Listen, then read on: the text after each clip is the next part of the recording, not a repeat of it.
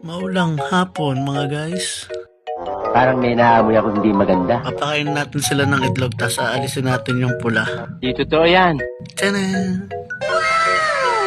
Yan guys, papakainin na natin. Unang salok. Bola lang yan. Titignan natin kung magugustuhan.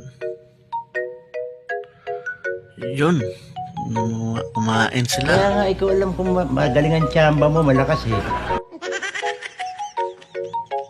Aba, ubos ah. Lagay pa tayo isa.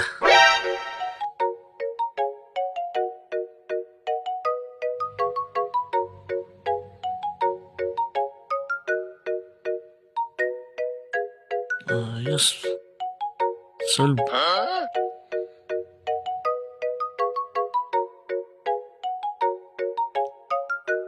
Okay guys, maraming salamat. Hanggang dito na lang po.